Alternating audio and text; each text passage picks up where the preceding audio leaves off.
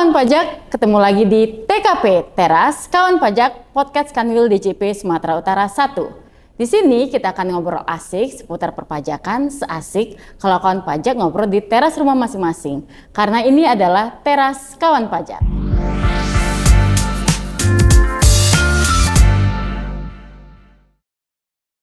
Baik kawan pajak, kayaknya kita kali ini harus kenalan lebih dahulu ya Pak ya. Kan ada wajah baru nih di TKP kali ini. Baik, kita kenalan dulu ya Pak Yamto. Baik, Pak. Iya, soalnya kata orang kalau nggak kenal maka tak sayang. Saya kira begitu. Kenalkan nih kawan pajak semua, saya Desi Mariana Panjaitan, penyuluh pajak ahli pertama di Kanwil DJP Sumatera Utara 1, yang kali ini bersama narasumber yang luar biasa, yaitu Bapak Suyamto, sebagai fungsional penyuluh pajak ahli madya di Kanwil DJP Sumatera Utara 1. Pak Suyamto juga dikenal sebagai Eyang ya Pak ya? Kan memang sudah punya cucu ya, kawan pajak juga. Selain karena sudah punya cucu nih Pak Suyamto kita sebut Eyang karena beliau sangat luar biasa ahli nih dalam bidang perpajakan. Atau Pak Yamto mau share dulu pengalaman sebelumnya di mana begitu Pak Yamto kepada kawan pajak semua? Oh ya, kawan pajak. Jadi terima kasih Mbak Desi, juga kawan pajak yang hadir pada acara ini, juga teman-teman semuanya tentunya. Saya adalah sehari-hari sebelumnya saya di Batam, di Pulau Batam. Jadi kemudian dengan SK terakhir itu saya dipindahkan ke Kanwil DJP Sumatera Utara 1. Tentu saya senang sekali karena ini merupakan tempat yang favorit buat saya. Yang selama ini kalau kita di Pulau Batam itu kita tuh bebas PPN, Mbak. Jadi bicara masalah PPN di sana dengan di sini itu berbeda. Akibatnya mungkin kalau dalam beberapa hal saya harus segera belajar di sini untuk menyesuaikan, karena di kawasan Batam itu selain bebas PPN memang karena kawasan yang free trade zone. Dengan demikian tidak ada PPN di sana. Nah, ketika saya masuk ke daerah ini, inilah daerah yang kawasan pabean, dengan sendirinya PPN harus kita kenakan sebagaimana ketentuan umumnya di Direktorat Jenderal Pajak di kawasan pabean. Begitu Mbak asalnya. Berarti Pak Suyamto ini balik ke asal gitu ya Pak ya, bisa ke Medan ya Pak ya? Saya kira begitu. Siap. Nah berarti ini sangat tepat nih Pak ya Suyamto, soalnya hari ini kita akan belajar tentang atau berinteraksi terkait dengan PPN nih Pak Oh Yamto. begitu ya, super berarti, sekali ya. Iya, kawan pajak berarti narasumbernya sangat luar biasa sesuai dengan tema kita pada hari ini. Karena apa? Karena hari ini kita akan membahas terkait pemungutan pajak pertambahan nilai atau PPN yang mungkin bagi kita nggak asing lagi ya Pak, tapi mungkin ada hal-hal yang harus kita tanyakan, apalagi terlebih kawan pajak tanyakan terkait dengan PPN kali ini. Kita mulai aja ya Pak ya? Baik. Baik. Pertama kali kita ini harus tahu dulu nih Pak, konsep PPN itu seperti apa sih Pak Yamto? Ya begini Mbak Desi, berbicara masalah PPN, kawan pajak harus tahu juga sejarahnya seperti apa. Ketika Direktorat Jenderal Pajak itu mengadakan reformasi perpajakan untuk pertama sekali pada tahun 1983, sebelumnya itu PPN itu disebut sebagai pajak penjualan. Pajak penjualan. Nah, ketika dilakukan reformasi bersamaan dengan sistem self assessment yang kita jalankan atas pajak-pajak yang lainnya, maka konsep daripada pajak penjualan itu berubah menjadi pajak pertambahan nilai.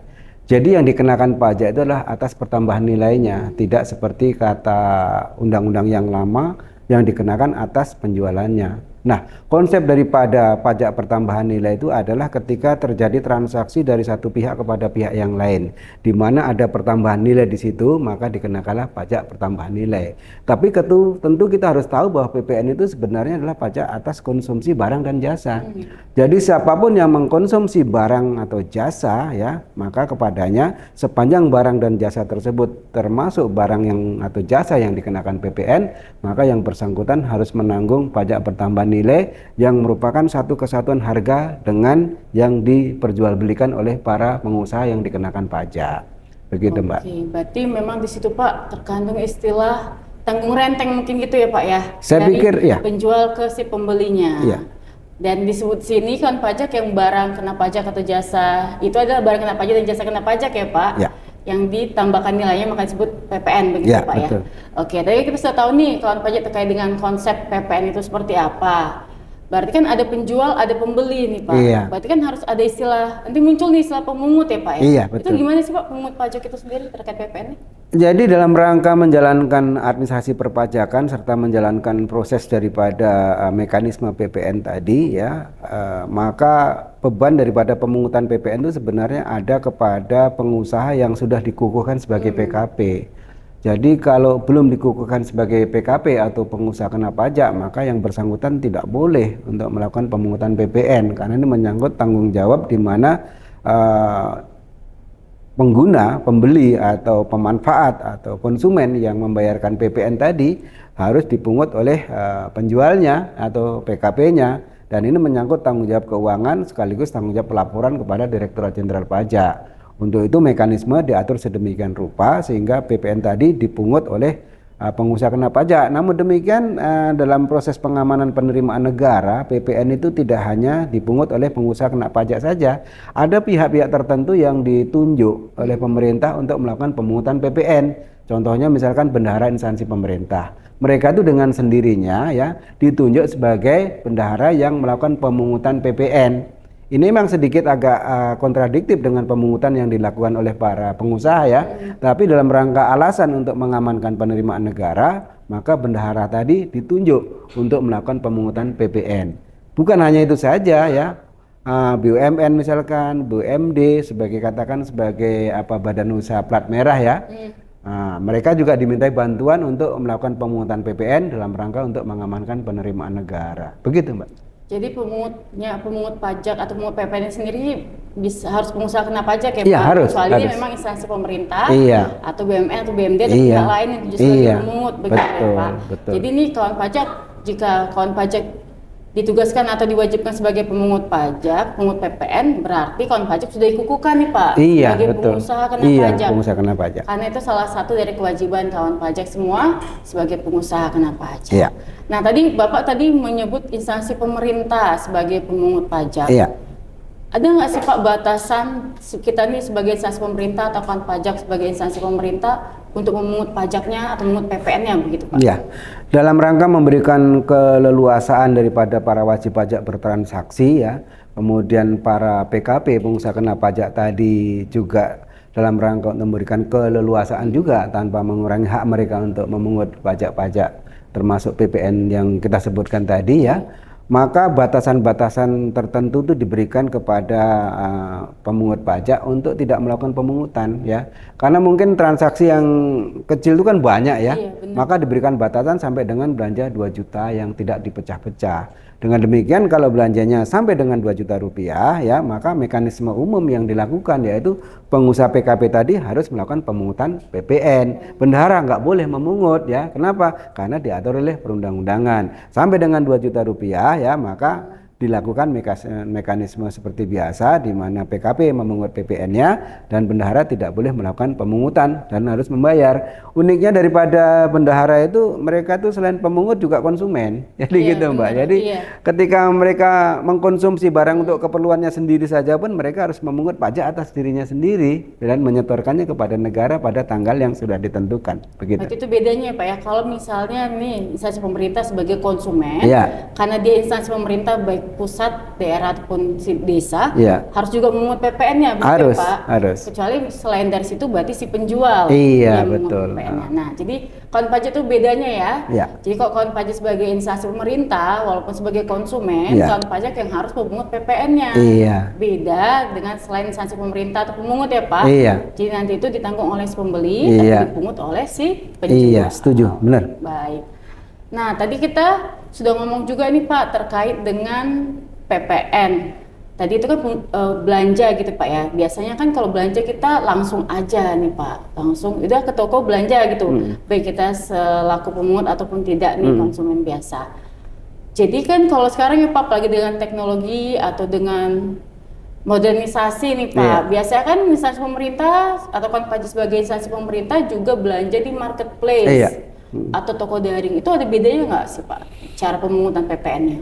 Ya sebenarnya proses bisnis seperti ini kan sebenarnya hanya metamorfosis daripada transaksi tradisional ya. Jadi selama ini orang tuh belanja offline ya, kemudian datang ke toko, kemudian memilih barang, kemudian membayar, termasuk PPN yang dipungut kalau yang pengusahanya ini termasuk PKP. Nah sekarang ini dengan perkembangan teknologi yang demikian pesat ya, sekarang ini toko itu sepertinya pindah ke rumah kita. Iya benar. Tinggal di rumah aja ya Pak, iya. ya? Kita belanja apapun bisa. Saya juga pada waktu kira-kira 10 tahun yang lalu berpikir apa iya ya suatu saat itu bahwa akan terjadi perubahan dalam proses belanja barang-barang di mana kita tuh galeri kita tuh di rumah kita. Jadi tinggal pilih kemudian kita langsung lakukan pembayaran dan barangnya dalam beberapa saat akan datang mengunjungi kita. Nah, saat ini terjadi hal seperti itu. Nah, ini kan perkembangan zaman, Mbak. Iya, Ya.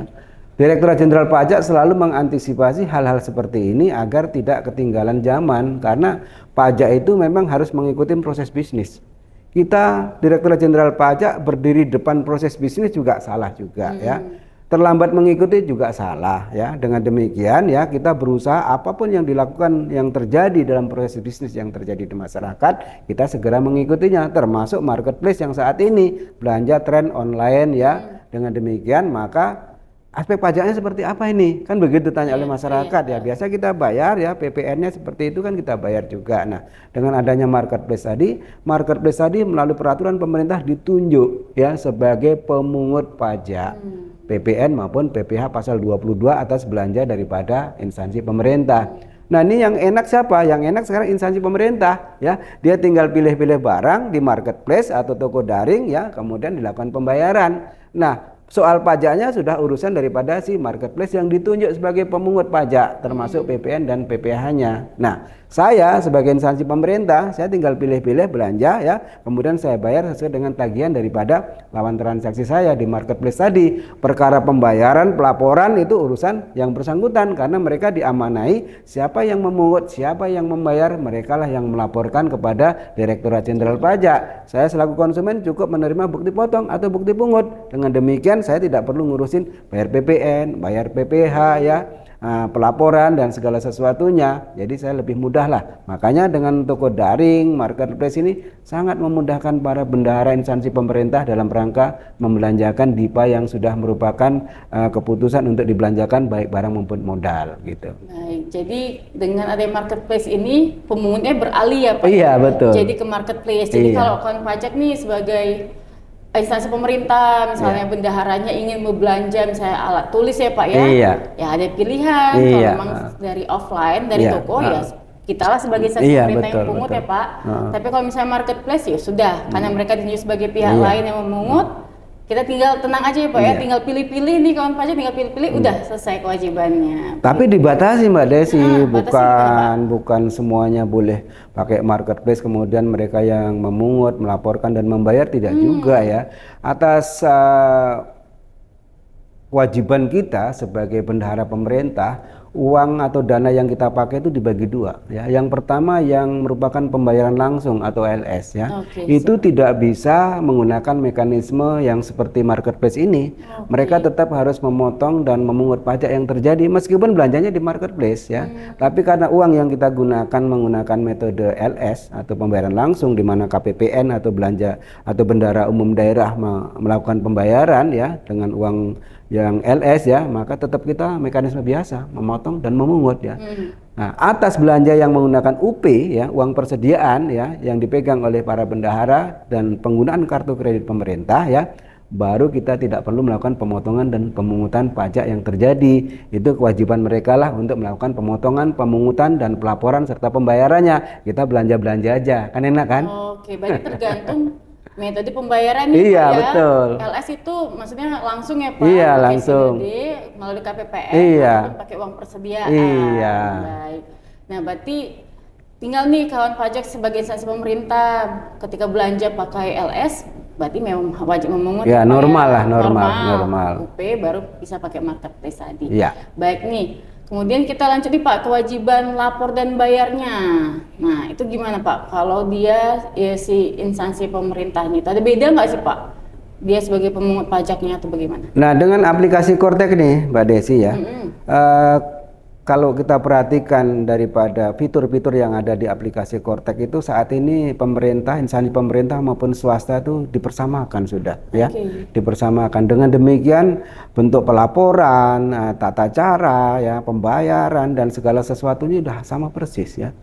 Jadi aplikasi ini digunakan untuk semua pihak ya, didesain untuk semua pihak, tidak dipisah-pisahkan mana pemerintah, mana swasta. Namun demikian beberapa formulir memang meskipun formless tapi kan bentuk di secara Di metanya kan formatnya, ada, iya. elektronisnya Iya, kan ada, sedikit diperbedakan ya. Namun demikian secara umum sama. Jadi bendahara yang belanja ke marketplace maka kewajiban pelaporan, pembayaran maupun pemotongannya ya dan pemungutannya itu dikembalikan kepada marketplace ya, sudah ditentukan oleh undang-undang yang saya sebutkan tadi, pembayaran pakai LS atau menggunakan uang persediaan ya. Tetapi kalau dalam transaksi normal ya, misalkan instansi pemerintah itu sebagai pemungut ya, maka instansi pemerintah tetap harus melaporkan dalam SPT masa PPN-nya yang ada dalam aplikasi Kortek ya. Kamu tinggal klik-klik saja kok ya. Jadi kalau Mbak Desi misalkan benar instansi pemerintah beli mobil ini, misalkan ke perusahaan penyedia mobil ya, Mbak Desi kan terima faktur, nggak usah fisiknya, nggak usah diterima, karena begitu kita bayar, mereka nerbitkan faktur pajak itu di akunnya Mbak Desi itu langsung muncul faktur pajaknya. Ya. Aja masukan ya Pak. Oh ya? iya, nah setelah itu masuk itu kan kita lakukan pembayaran atas pemotongannya pada bulan akhir bulan berikutnya ya, maka kita tinggal klik laporan ya. Aku akan terkirim submit ke Direktorat Jenderal Pajak. Selesai kewajibannya. Itulah begitu. memang manfaat yang namanya Kortex Oh ya, iya, Pak, ya. betul. Jadi faktur pajak sebagai bukti pungut itu langsung masuk ke akun kita ya Pak, instansi pemerintah, tinggal kita lapor aja ke SPT masa PPN pemungut. Betul. Oke. Sama halnya itu Mbak Desi di swasta juga begitu. Jadi ada transaksi antar pihak nih, PTA beli kepada PTB. Faktur pajak saya mana? Nggak usah diuber-uber faktur pajaknya kayak harus dulu. fisik Udah ya, Pak, ya? lihat aja di akun masing-masing langsung pindah ke akun kita. Oh ini faktur pajak kita, faktur masukan atau faktur pajak keluaran ya. Tinggal bikin laporan maka semuanya akan dihitung oleh komputer. Ya, jadi kewajiban kita ini sangat dipermudah dengan adanya Kortex ya Pak ya. Saya kira begitu. Kortex. Baik kawan pajak. Jadi sepertinya tadi udah mudah-mudahan mengerti ya Pak ya kawan pajak terkait dengan PPN dan tata cara pemungutannya. Iya. Baik kawan pajak. Nah, jadi kawan pajak nih terutama instansi pemerintah ya Pak, untuk kewajiban perpajakannya selain mendaftarkan diri juga harus ada menghitung dan melaporkan Iya. atas pajak yang sudah dipungutnya. Nah, jika ada pertanyaan nih, ya kenapa itu Pak? Saya tambahkan sedikit. Boleh, ini, Mbak boleh Pak Desi, ya. Yanto. Banyak juga nggak apa-apa ya kawan pajak. Banyak malah makasih nih kita. Sehubungan dengan berlakunya Kortek, kemudian kemarin muncul aturan-aturan terbaru termasuk Per 11 ya. Saat ini bendahara pemerintah itu mendapatkan amanah satu lagi, di mana kewajiban untuk melakukan pemungutan PPN yang dilakukan transaksinya atas wajib pajak yang non PKP. Ya. Ini kan sedikit agak selama ini menjadi confuse ya para wajib pajak, terutama instansi pemerintah dan UMKM yang saya ini nggak PKP loh. Akhirnya instansi pemerintah nggak mau belanja kepada mereka. Ini kan UMKM ini kan punya pilihan ya. Mau jadi PKP boleh, mau nggak PKP boleh ya. Nah, UMKM ini rata-rata juga karena omsetnya masih rendah ya, tidak terjaring sebagai PKP dalam pengertian undang-undang perpajakan ya. Mereka boleh memilih PKP boleh tidak, mereka tentunya memilih yang tidak PKP. Nah, ini ketika bertransaksi dengan pemerintah sedikit ada hambatan karena mereka harus memungut PPN.